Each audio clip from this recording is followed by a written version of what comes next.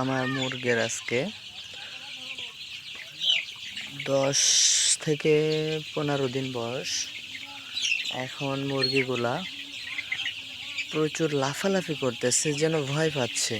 নিজে নিজে লাফালাফি করতেছে, মনে হচ্ছে যেন প্রচুর ভয় পাচ্ছে।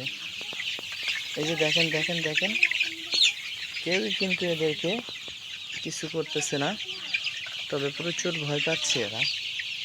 কী কারণে বুঝলাম না, আপনারা একটু কেউ যদি জেনে থাকেন কমেন্টে জানিয়ে দিবেন।